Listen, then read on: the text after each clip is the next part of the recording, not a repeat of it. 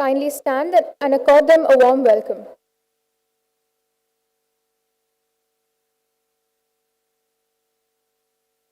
Ladies and gentlemen, our esteemed chief guest, Dr. Kiran Bedi, has arrived.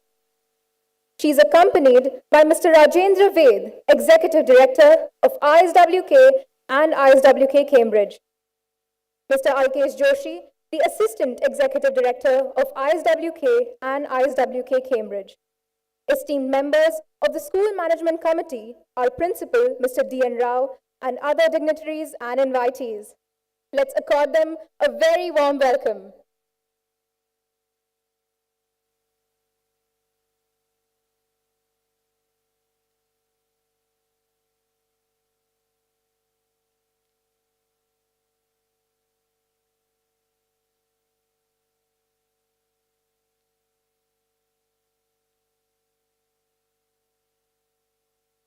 May I request everyone to kindly keep their phones on silent?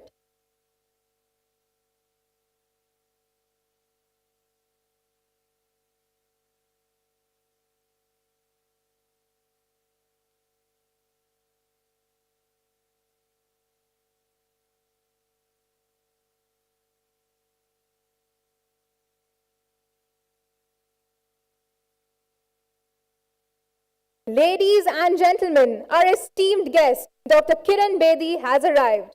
She is accompanied by Mr. Rajendra Ved, Executive Director of ISWK and ISWK Cambridge, Mr. Alkesh Joshi, the Assistant Executive Director of ISWK and ISWK Cambridge, esteemed members of the School Management Committee, our Principal, Mr. D.N. Rao, and other dignitaries and invitees. Let's accord them a very warm welcome.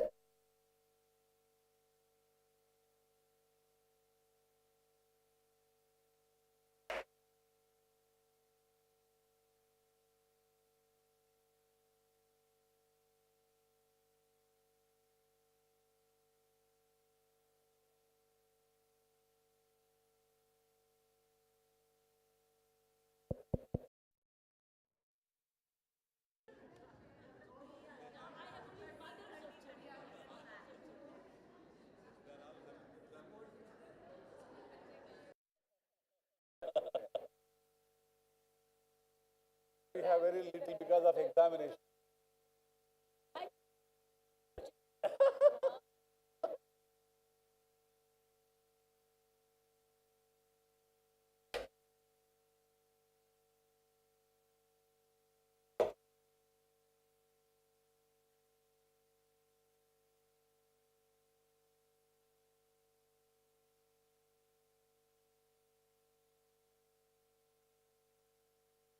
Kindly be seated.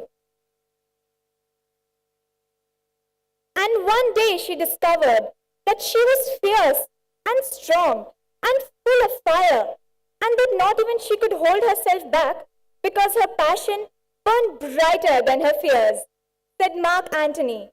A very good morning, esteemed guests, members of the School Managing Committee, respected principal, teachers, parents, and dear students.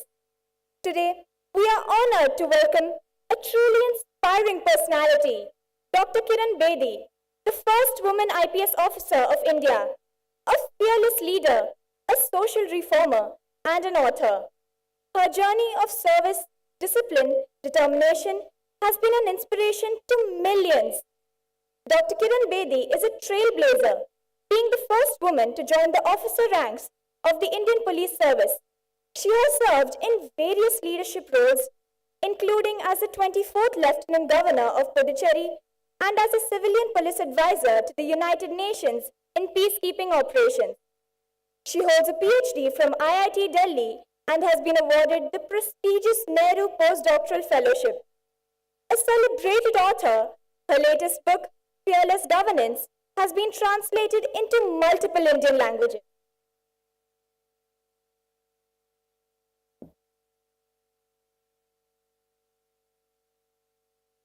Dr. Bedi is also a former Asian tennis champion, a Gallantry Award winner, and a recipient of the Raymond Magsaysay Award, often referred to as Asia's Nobel Peace Prize.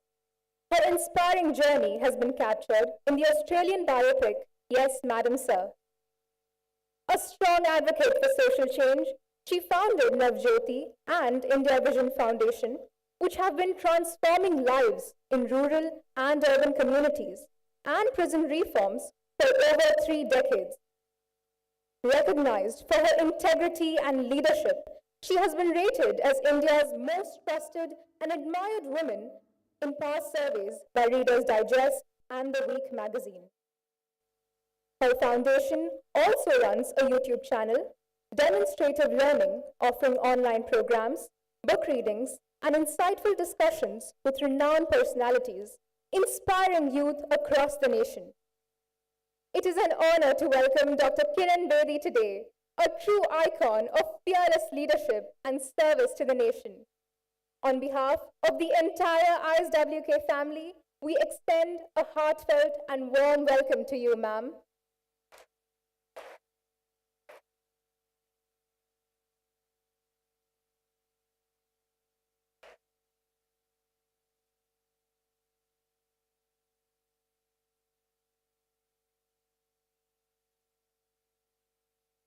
As a token of our respect and appreciation, may we request Dr. Kiran Bedi to accept a potted sapling from Ms. Anagha Prasad, the Deputy Head Girl of the Senior School.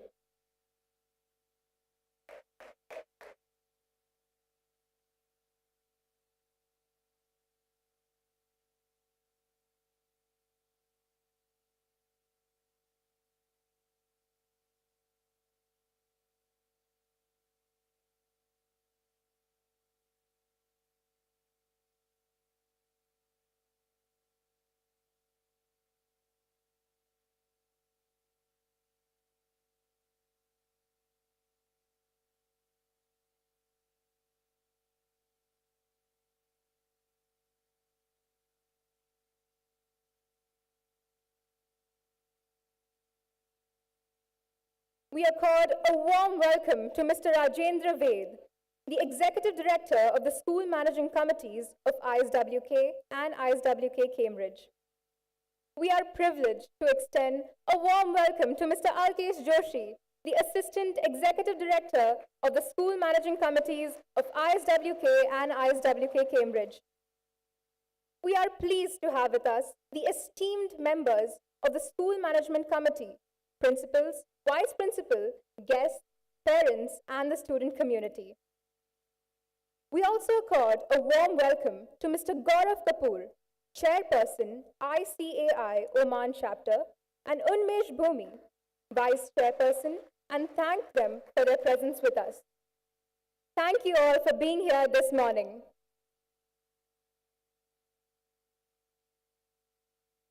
May I now invite Mr. Alkesh Joshi, the Assistant Executive Director of the School Managing Committee of ISWK and ISWK Cambridge on stage to address the gathering.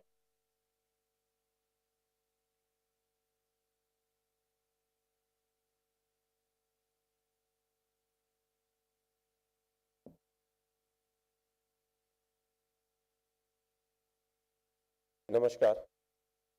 Assalamu alaikum. A very good morning to everybody present here. Ma'am, students are not there today because most of them are writing their exams. But what we've done is we are going to record, we are already recording this entire event and is being live televised to other schools.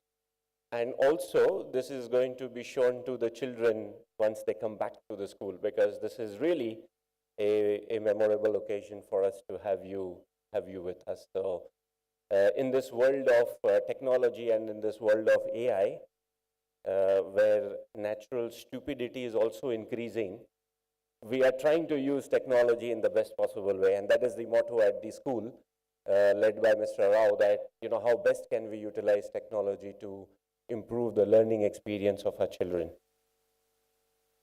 Distinguished guests, esteemed colleagues, dear students, and our honorable chief guest, Dr. Kiran Bedi, and the office bearers of the ICAI Muscat chapter, a very warm welcome to Indian School Al-Wadi Al-Kabir. We pray to Almighty for the well-being of His Majesty Sultan Haitham bin Tariq and his government for the benevolence shown to the Indian community living in Oman. It is both an honor and privilege to stand before you today to speak about the matter very close to our hearts and central to our mission at Indian School Al-Wadi Al-Kabir.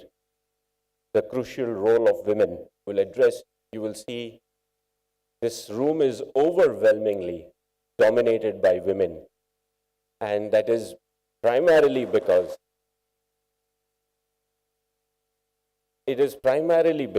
I and many of us believe that teaching comes naturally to women. It comes by birth. The moment they start growing, they start becoming teachers of the future. And when they start having children, they become even bigger teachers. And when they become parents and start contributing towards education of their children, they are already teachers. And by then, hopefully, they've already mastered the art of teaching and sometimes failed trying to teach their husbands better life. And some do learn, like me.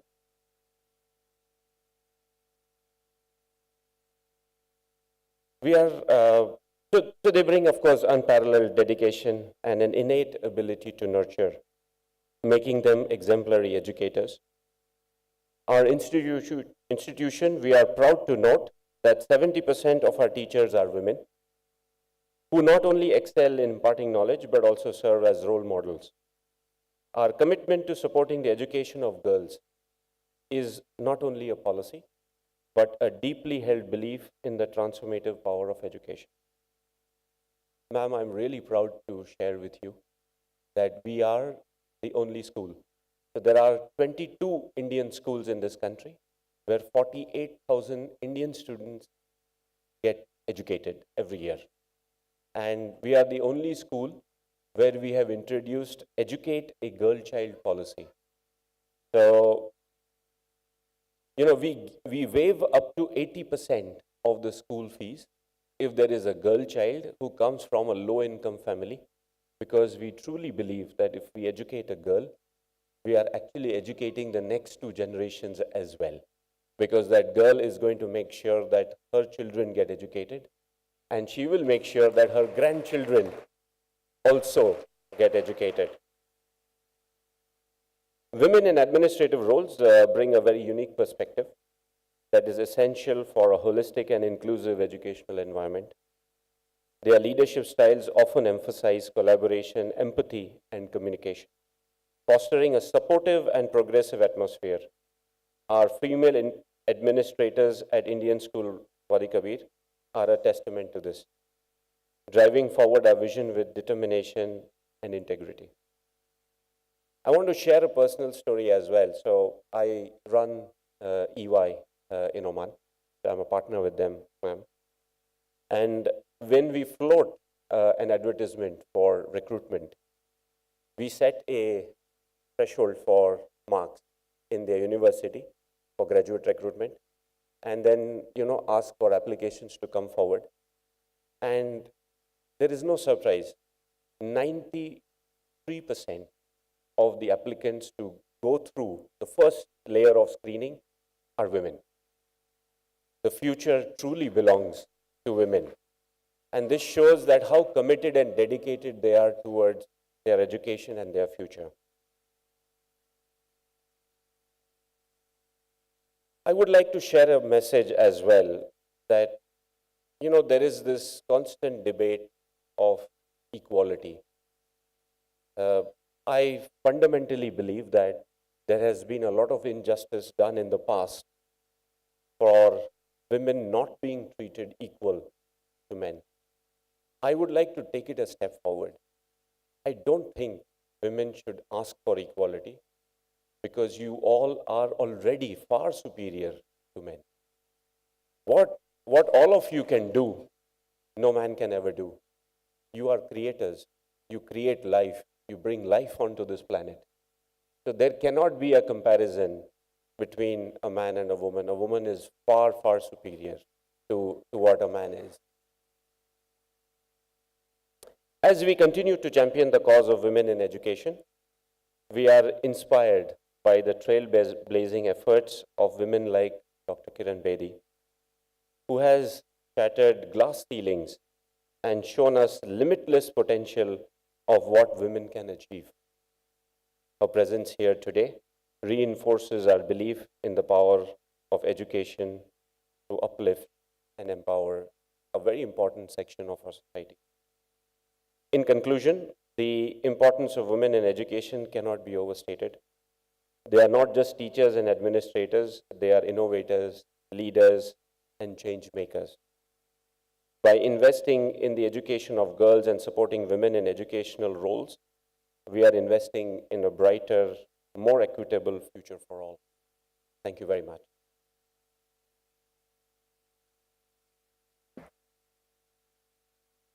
Thank you, sir, for your felicitous words and giving an apt introduction to the purpose and essence of the session.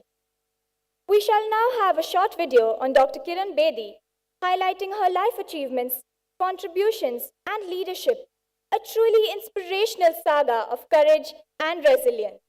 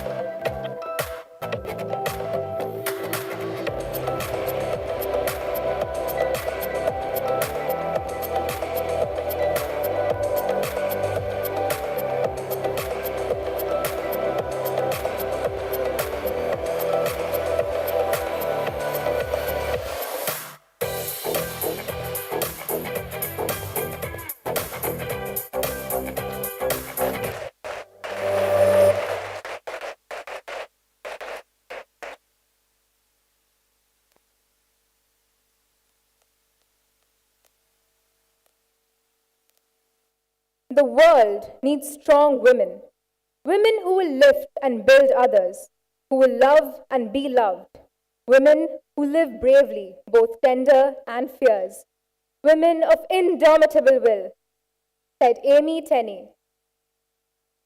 Today, we are honored to welcome a strong woman, a leader whose journey is a testament to resilience, vision, and countless successes. It is with great honor that we invite Dr. Kiran Bedi to share her invaluable insights and experiences with us. Ladies and gentlemen, boys and girls, please welcome Dr. Kiran Bedi on stage.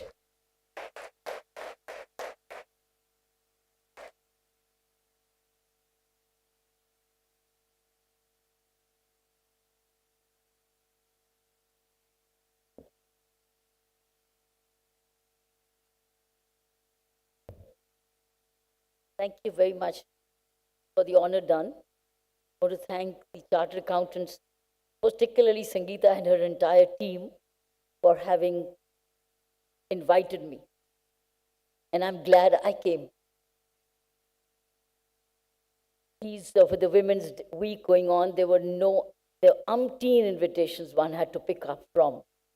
And this is one of those I did. Thank you so much. And all the schools started to get added with this invitation of the association, Chartered Accountants Association. I'm very impressed by this school and very, very impressed by the way Indian community outside India is schooling children of India to be very good schooled when they come back home. They're all growing up to become world citizens here. It's a very beautiful part of the world where you're getting home and homeschool, India and yet the Western world. So it's a very wonderful occasion for our children to be exposed to the to be uncertain world of today. And I'm glad that they're getting this opportunity. I'm very happy to also see the role of the Indian Embassy, which is also running some community schools for our workers here and our sisters and brothers. So very grateful that you've given me a glimpse, yet another glimpse. I've come after a long time. Actually, my Pondicherry years, 5 years, actually locked me up in Pondicherry because I couldn't travel as in view of the responsibility I had in Pondicherry. But prior to that, I was traveling to a school a year or two schools a year in UAE. I was telling Sangeeta the times I did come here, and it was always a great experience. So thank you very much. But it's interesting to see not children, but teachers today. And I'm happy that I'm addressing teachers because you are the ones who are going to be shaping the lives of our children. The question here, and as Mr. Joshi said, that 93% is now the feminine community which is emerging on merit, and a large percentage of teaching is gone into the hands of women. While it is brilliant, while we congratulate ourselves, but do you know the challenge? I think the question to ask here is, who is educating the current population and who is going to create the next population? What is happening with the world today and what is likely to happen next? Who is going to be responsible more? Who will history judge? Will they judge the men or will they judge you and me, women, the students we've created? I think that's a very major challenge to us.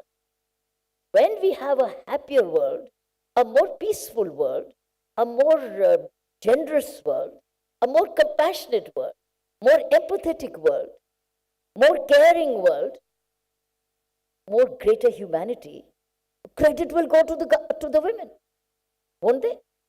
Because you've been mothers, women have been mothers, and they've been mother teachers through their life. So if they're good, credit goes to the female gender or women. But if the credit doesn't come, then who's responsible? Who? I think that's the challenge which we need women as teachers to ask. If we are creating a world of amazing humanity, the credit goes to women because they're majority teachers. While the men lead in leadership, in principalship, the headmastership, in administration, many other areas, and I'm glad that they're in combination. We need them. But if the world is not moving in the right direction or in the direction which we all want to, then who is going to be held responsible? History will hold responsible whom? Whom? Ask you. Tell me whom? Whom? Whom? We the women. We the mothers. I'm a product of my mother. I'm a product of my father. Thank God they did it together. The world needs both mother and father. But the mother is the first person, the child looks up to when the mother delivers the child. Because when she delivers the baby, the first one he or she sees is the face of the mother. And therefore, he wants mommy all the time. Because then he feeds him. Then she speaks to him. Then she educates him. Then she brings up her taste. She gives her the language. Father and mother combined.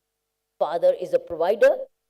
if the mother is homemaker, she spends more time with the child. But if she's a homemaker and a teacher, then she's spending even twice more time because she becomes a teacher again at home. That means every child is a product of primarily the way the mother has nurtured the child. So that means your job as teachers, my friends, is not a job. It's transformative missionary work. It's a builder of humanity. It's builder of the nations. It's builder of characters. It's not a 10 to 5, 9 to 5 job, or it's an 8 to 5 job or 8 to 4. It's a missionary, transformative, revolutionary, missionary work. So do not take this as a job. You are creators of good human beings. Human beings who like to share, who like to give, who like to contribute, who marry, and then, while the women, how do they shape their boys? How do they become mothers of sons? Whenever I'm asked a question in the interview about crimes against women, the question I come back to is, isn't the boy born at home? Isn't the boy having a mother and a father? Isn't the boy listening? Aren't the parents grooming her? And then, of course, comes the school. I've always felt parents, mother, father, parents, and the schooling as two sides of the same coin in character building. Because school is at home, and at school, and the school, the home is in the school, and the school is also home. These are two homes. And if you build the character foundation of the child, both as parents, mother, father, and you build the character. That character is not likely to change much.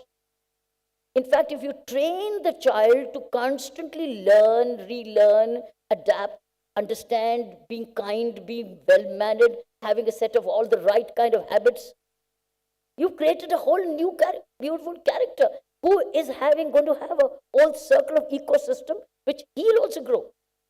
I am a teacher at heart, my friends. I started my career as a teacher. After doing my post-graduation, I've taught for 2 years as a lecturer in Khalsa College for Women, Amritsar. Before I sat for the police service, Indian Police Service examination and moved on. But I was basically a teacher at heart. That's the reason I've continued to study. After doing my master's, I went on to a law degree. After doing a law degree, I went on to a PhD. After doing a PhD, I went on to do a postdoctoral fellowship, which is postdoctoral. And while doing these, I kept writing. Now, you cannot do this unless you love education. That means we all have the capacity to keep learning. But when does this habit come? This habit comes through two schools, home school and outside. So when I'm addressing teachers, I'm very grateful, very happy that I'm speaking to teachers, because I'm a teacher at heart and I'm speaking to one of my own. And those 2 years which I taught in college, I didn't teach. I did not teach. I encouraged them to learn and self-learn, and that's what the new education policy is all about. The new education policy is about not teaching, about self-learning, but not dependence on chat GPTs. No dependence on chat GPTs. Chat GPT can be used for research. Like I was yesterday wanting to write an article on trust. I just wanted to write a trust thought, because what's happening around the world is loss of trust. We don't trust each other anymore. Without going into details, we don't trust. We're all the time at the moment wondering, why is a particular doing this for me? Where is the reason? I wanted to write, and I thought I'll look at ChatGPT. And do you know what? The ChatGPT gave me a ready article. But I rejected it because I didn't want to do this. I didn't want to be dependent. But then I went back to the ChatGPT saying, no, don't tell me this. Tell me research on it. Give me the help of research. Then he gave me the research test of the foreign authors. They said, no, give me Indian research. Then it gave me trustworthy Indians' names. It gave me Ratan Tata's name. It gave me Mahatma Gandhi's name. It gave me Mother Teresa's name. People, a lot of people. It gave me Dr. Kalam's name.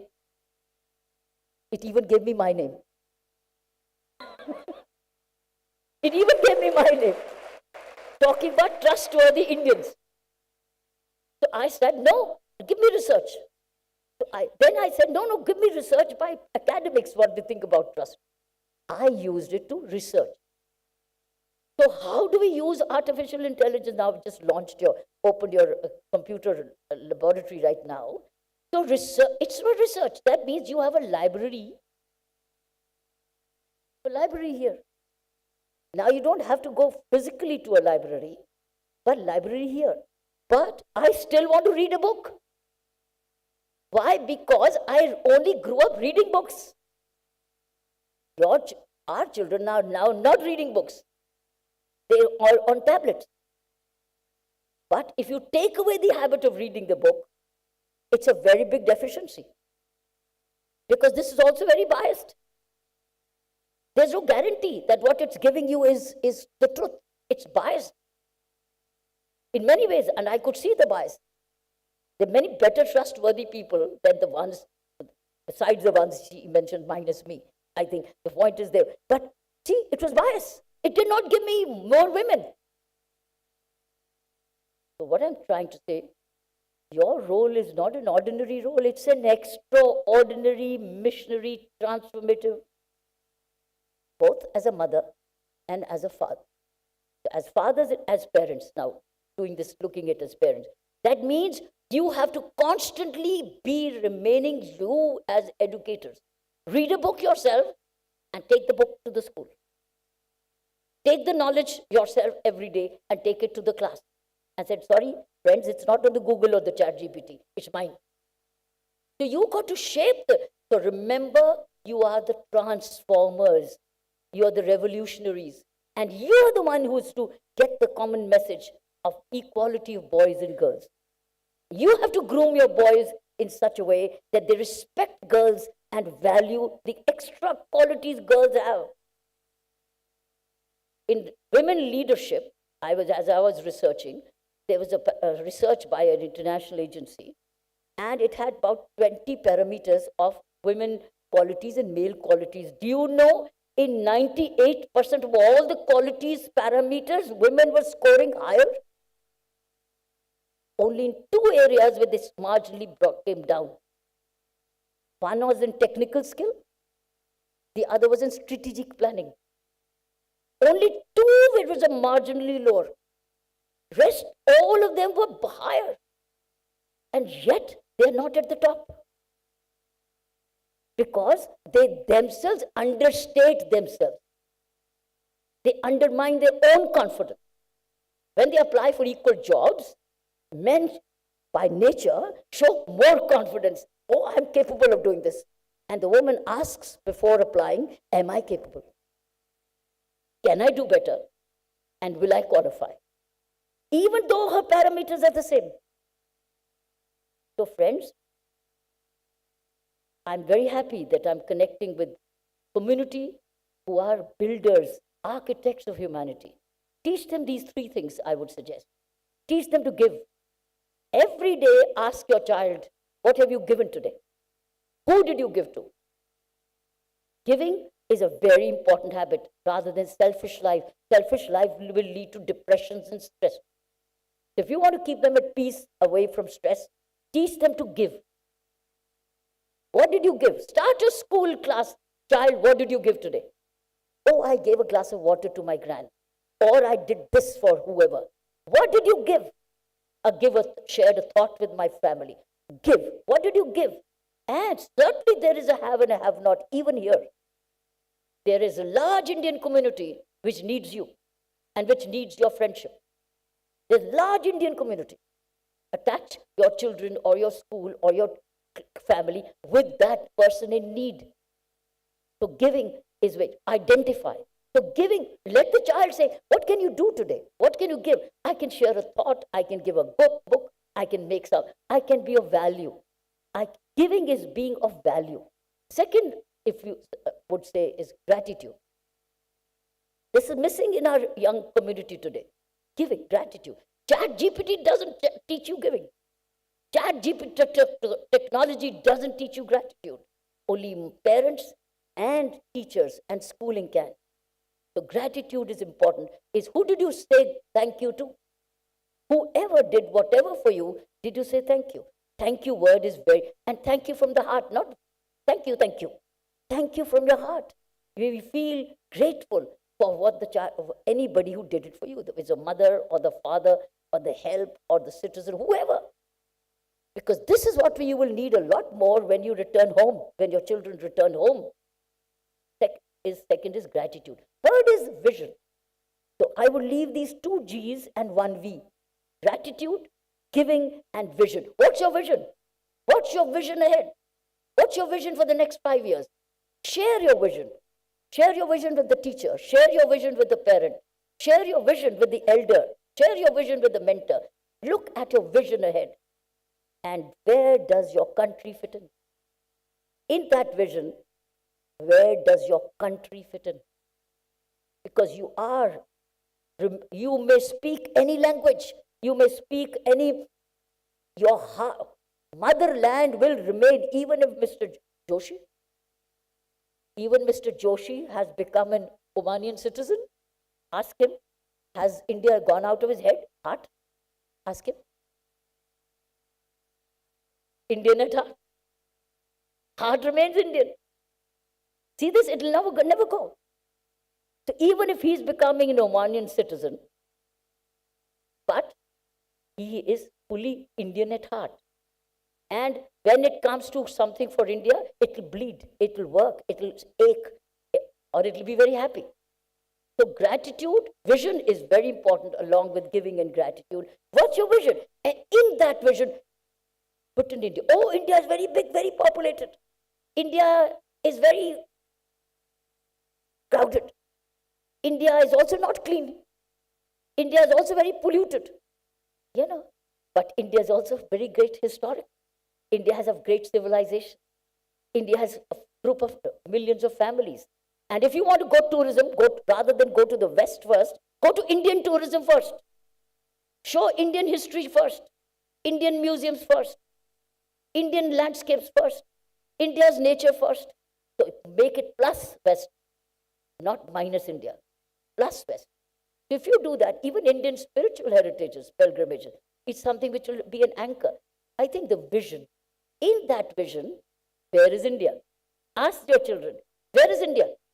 मैंने इस बारी गोवा देखना है, मैंने पौंडीचेरी देखना है, मैंने खाजुराहो देखना है, मैंने कश्मीर देखना है, मैंने Golden Temple अमृतसर का देखना है. Show them historical, spiritual places of value.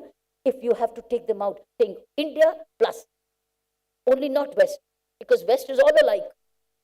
One country, one visit to one UAE country is all alike. One country in Europe is all alike.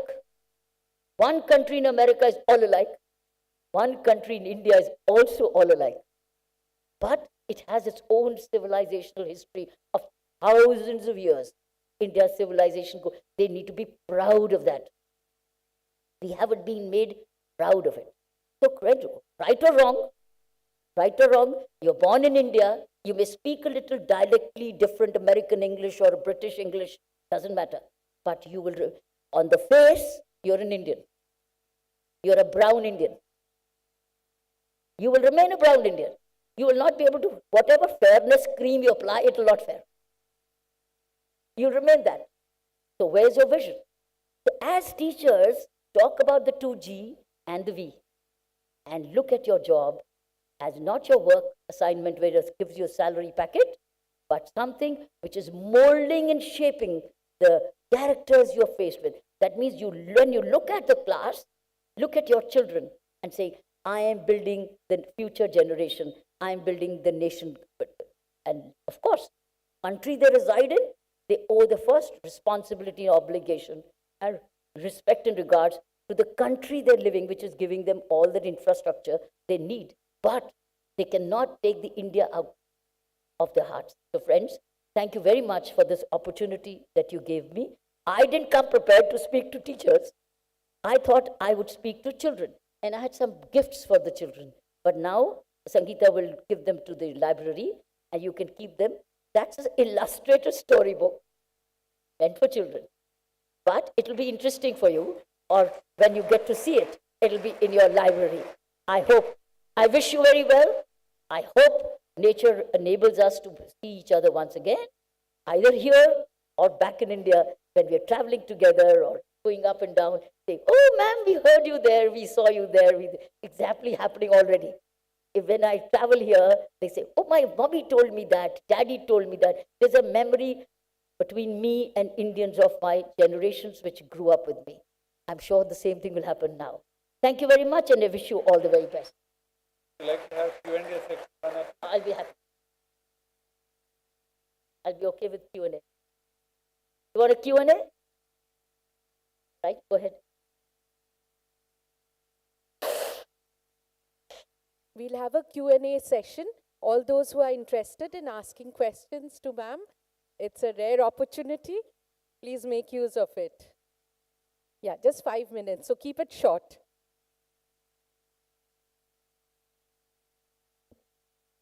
Good morning, ma'am. I am trying to become a IPS officer myself and take the UPSC exam.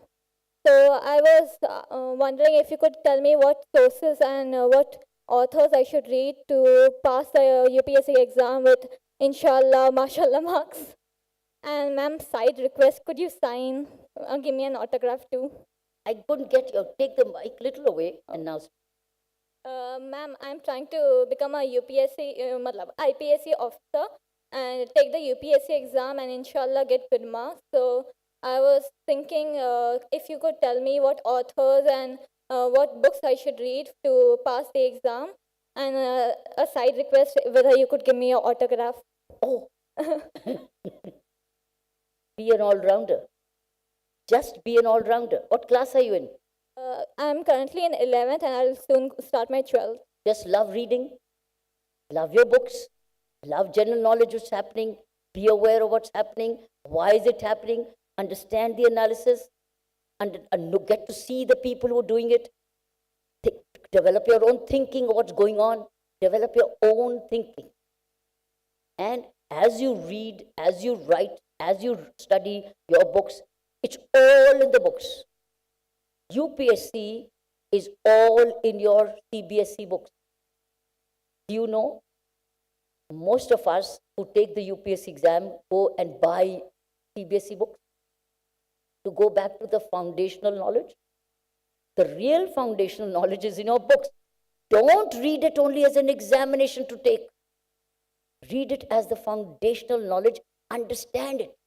And do you know, the best way would be to be teachers. In fact, the teachers should encourage children to take the class 2. 11th standard, go class 2. Take class 3. Take class 4 in the subjects you like. Take them. Become teachers. Why? Because then you will understand what you're reading in the book.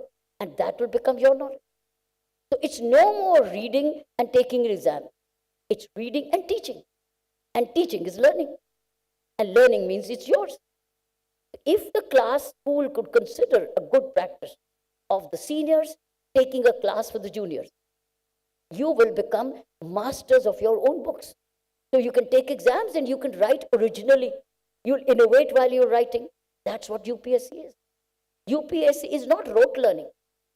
UPSC identifies your creative thinking. And creative thinking comes only when you research, read, teach, explain, and absorb. So you absorb. That's preparation for UPSC. UPSC preparation has already begun. It's the way you've taken your school education. School education, these books have all the why, the where, the what, the where, who and who, everything. All the why, where, what will come in the UPSC as markings, as questions. Straight questions, yes or no, it's objective types. And it will change by the time. By the time you come to take the exam, examinations patterns will change.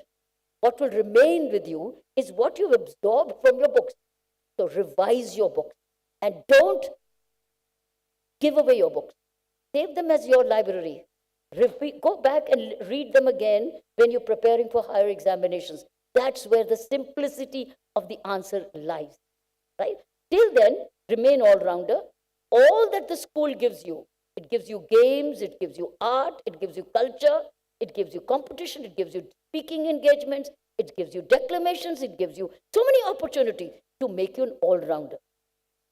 It is being an all-rounder which will give you this, not being focused on that subject and this, because that subject may not come. It may be out of course to test your creativity. So what I've told you is preparation has already begun, and your preparation is you already have a vision. You also must know, why am I wanting to be in the Indian police? That means you keep studying about public administration, and you will take your subjects accordingly. You will prepare. You will be a natural entrant into the service and get into writing practice. Not copycat chat GPTs and artificial intelligence, but do your own writing. But look at research. Go to the books and regularly read books. Good books which inspire you. And today there are lots of audiobooks on YouTube. Listen to the YouTube audiobooks while you're traveling. While you're traveling, why waste time? Listen to an audio and put it in your ear and listen to an audiobook. This morning, I was reading an audiobook while I was traveling, getting ready. So why waste time? Even brushing teeth, you can read. Listen, not read, listen. So when you can see, when you can hear and do something, hear. When you can see and do something, combine the two. Combine your senses accordingly. Like if I'm going for a long walk, I walk, but I also have something to listen. I may switch it off, I don't want to listen, but I have an option. You can choose. So how you use your time and energy as a child, as a growing up student, will make you, not otherwise. So use all that. Be an all-rounder. Thank you, ma'am. Thank you very much.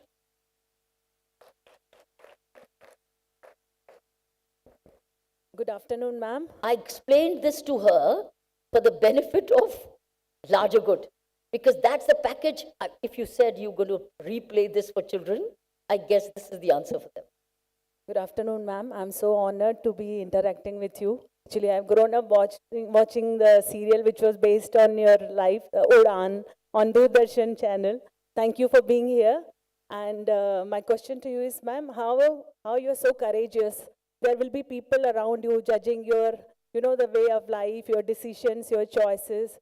So how you're so courageous? My answer was the first. I've grown up as an all-rounder. If you saw my bio, it was showing full all-rounder. I was playing, I was reading, I was competing, I was speaking. I was even a volunteer at the age of 13. I even went to volunteer. I learned to be a community leader or a volunteer from the teenage days. I learned to give. I learned to be grateful. And I had a vision. That is how. And because you want to be giving and greeting, you're not sitting on the bed all the time. You're all the time active. And you're constantly experimenting with life. And of course, your parents send you to the best school. And the parents also encourage you to take risk, the decision making. So they put you into situations where you decide. You courageously taking the decision. So I think courage development is critical in parenting and school. So adventures, take them for longer adventures. Something which is out of comfort zone. For me, life was not comfortable. I was traveling a lot in the third class compartments. I was jogging for catching a bus. I was cycling miles and miles to go to school. This is outdoor. Outdoor playing games, losing and winning and preparing hard work for the next match is all courage. Nothing comes without doing. Make them do. So take them to adventure sports. Wherever there's a risk, that's when you learn to be courageous. By doing and winning or losing and then winning again, makes you courageous. Thank you, ma'am. Thank you for being here. Thank you.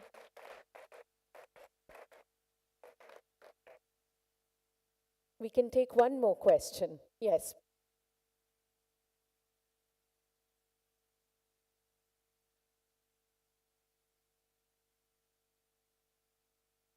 Greetings, ma'am. Ma'am, I feel that the progress of our country is hindered by the lack of civic sense in the people of our country.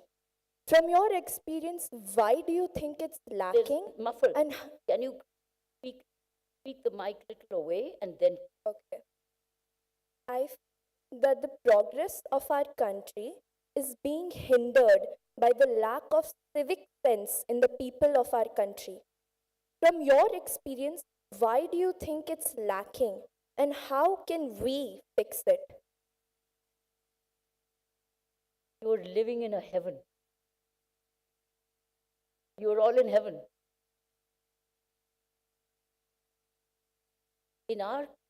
We've grown up throwing things on the street, but cleaning up our own house. That's been our habit. That's been our growth. We've had toilets. We built constructions in the villages.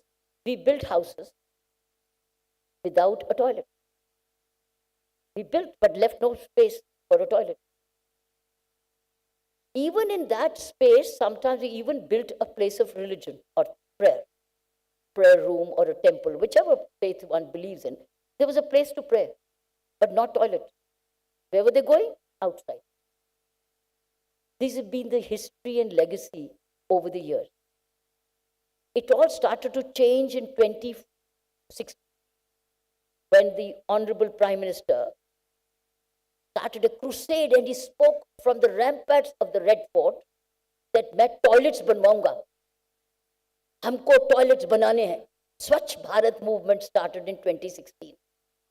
Prior to that, there were toilets getting made, but they were not as a movement. There were budgets being kept to encourage people to have their own home toilets till 2016. Today is 25. I'm only now talking 10 years ago. Prior to that, India is so old. Going to your home toilet was considered as घर में नहीं toilet banana because it's not clean. घर नहीं, घर का मंदिर है, घर में जूता भी बाहर उतार के आना है. Keep your toilets, even your chappals will not come, but you may not have a toilet inside because it's considered as not clean. That was the mindset.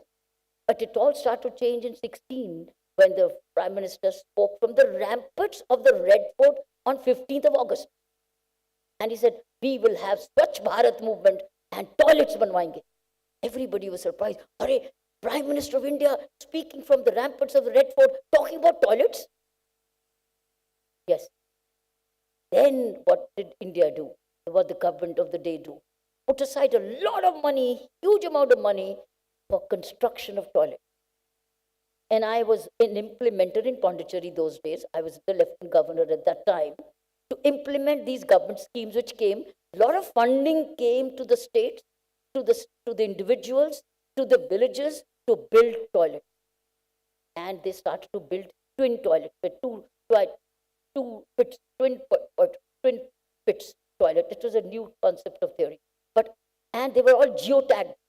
Money was delivered straight away to the person who was making the toilet. And they had to find the place within their own homes when they had it. But they also built a lot of community toilets. Now came the challenge of maintenance of the community toilet. It was a beginning. I have myself seen how people with no toilet used to go by the side of canals and rivers. But once they made the toilets, it benefited women as well. The biggest beneficiary of the Swachh Bharat movement were women. And it came before the COVID. Before COVID, when you could not have gone out. Now, COVID came and benefited women maximum because they could staying indoor, because then getting close to each other was a bar. It's an equidistance from each other. So they could not go out into the community to go. So now so women became beneficiaries. Girls became beneficiaries because they had to wait otherwise till late at night to go to the toilet. And there are serious health issues. Then Swachh Bharat movement came and there are millions. If you go to the website and ask ChatGPT, how many Swachh Bharat toilets were made in India from 2016 till now, it'll be millions and millions. That's how toilets came. But now question, littering on the road. Littering on the road. So you have sanitation considered hereby, here toilets and garbage on the road. That is still picking up. it's still now becoming a movement where indoor places like Indore and certain places, Chandigarh, they're becoming the cleanest city because they're managing their door-to-door garbage collection and then converting garbage into manure. So you see this sanitation drive started in India in a big way only last 10 years. But now it's picking up on a regular basis and it has shown very good results. Girls have gone to schools because they don't have to fetch water and there's a toilet in the school itself and they don't have to be home with the days when they get homebound because of certain issues of their monthly menstruation. So many things have happened. Things is changing. Now the question is, how can you do it? What can you do it? You have villages, some of you have villages back home. Some of you have villages back home. Link yourself with your villages back home. Link your with the schools back home. Link yourself with colonies back home. See what can you do to improve sanitation and these drives. You can. You can still link yourself. Don't abandon your village.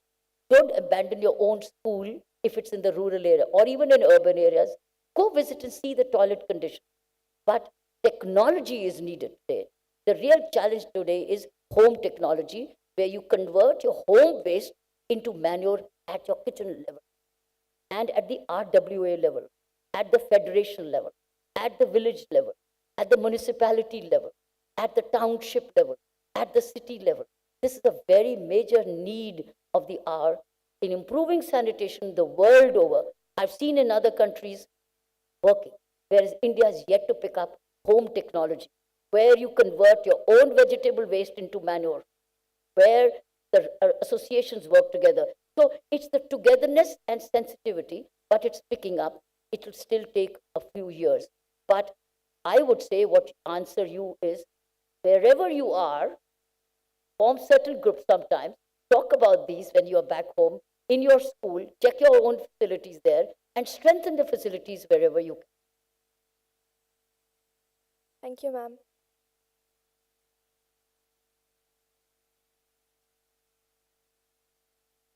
Thank you very much. Can I take a selfie? 1 minute.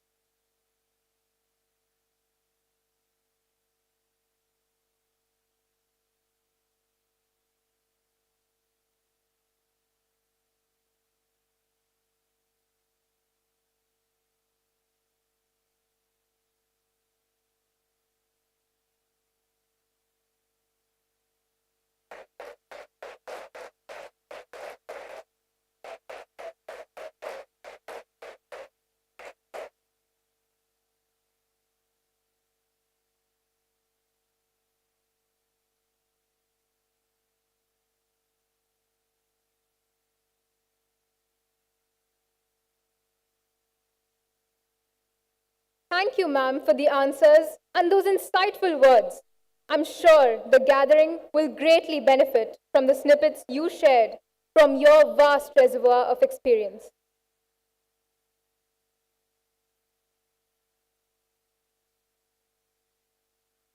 The emphasis on empathy, kindness, and compassion that a woman has, the power that a woman holds as an architect of humanity, a revolutionary mission, creators of human beings, truly resonated with the audience. The need to constantly learn and not just depend on AI, the need To teach kids to have gratitude and vision is food to ponder on. Thank you, ma'am.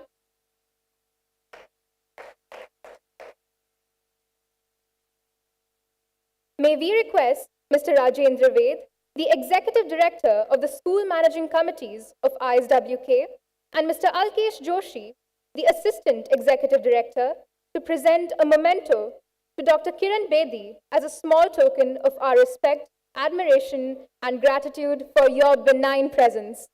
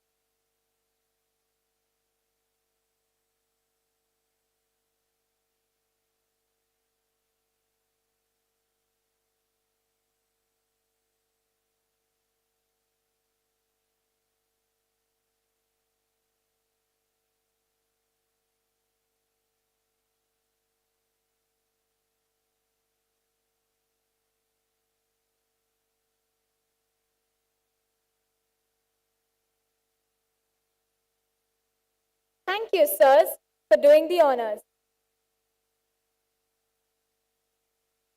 As we conclude today's special session, on behalf of the entire ISWK family, we thank Dr. Kiran Bedi for gracing us with your presence and inspiring us with your words. I'm positive the audience will take home the message you have strongly conveyed. Thank you so much, ma'am. We also extend a heartfelt gratitude to Mr. Rajendra Ved, Mr. Alkesh Joshi, esteemed members of the School Management Committee, guests, officials from ICAI, teachers, parents, and students for being part of this memorable occasion. Thank you, one and all.